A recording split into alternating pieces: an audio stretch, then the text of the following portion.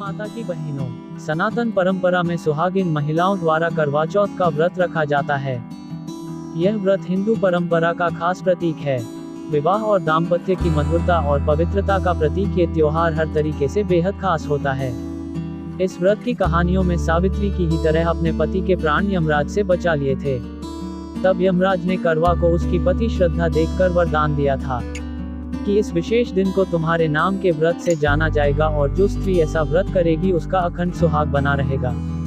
तब से ही करवा चौथ व्रत की परंपरा चल पड़ी है। जानिए करवा चौथ की असली कहानी। प्राचीन समय में करवा नाम की एक पतिव्रता स्त्री थी। वह अपने पति के साथ नदी किनारे के एक गांव में रहती थी। उसका पति वृद्ध था। एक दिन वह नदी में स्नान करने गया। नदी में नहाते समय एक मगर ने उसे पकड़ लिया। इस पर व्यक्ति करवा करवा चिल्लाकर अपनी पत्नी को सहायता के लिए पुकारने लगा। करवा पतिव्रता स्त्री थी। आवाज को सुनकर करवा भागकर अपने पति के पास पहुंची और दौड़कर कच्चे धागे से मगर को बांध लिया। मगर को सूत के कच्चे धागे से बांधने के बाद करवा यमराज के पास पहुंची। वे उस समय चित्रगुप्त के खाते देख रहे थे। करवा ने 7 सीखले उन्हें झाड़ना शुरू किया। यमराज के खाते आकाश में उड़ने लगे। यमराज घबरा गए और बोले, देवी तू क्या चाहती है? करवा ने कहा, हे प्रभु, एक मगर ने नदी के जल में मेरे पति का पैर पकड़ लिया है। उस मगर को आप अपनी शक्ति से अपने लोक नरक में ले आओ और मेरे पति को चिरायु करो। करवा की बात सुनकर यमराज बोले, देवी अभी मगर की आयु शेष है, अतः आयु रहते हुए मैं असमय मगर को मार नहीं सकता।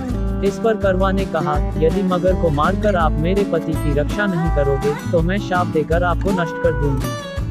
करवा की धमकी से यमराज डर गए। वे करवा के साथ वहां आए जहां मगर ने उसके पति को पकड़ रखा था। यमराज ने मगर को मारकर यमलोक पहुंचा दिया और करवा के पति की प्राण रक्षा कर उसे दीर्घायु प्रदान की। जाते समय वह करवा को सुख समृद्धि देते गए तथा यह वर भी दिया, जो स्त्री इस दिन व्रत करेगी उनके सौभाग्य की मैं रक्षा करूंगा। करवा ने पतिव्रत के बल से अपने पति के प्राणों की रक्षा की थी। इस घटना के दिन से करवा चौथ का व्रत करवा के नाम से प्रचलित हो गया। जिस दिन करवा ने अपने पति के प्राण बचाए थे उस दिन कार्तिक मास के कृष्ण पक्ष की चौथ थी। हे करवा माता, जैसे आपने करवा अपने पति की प्राण रक्षा की वैसे ही सबके पतियों के जीवन की रक्षा करना।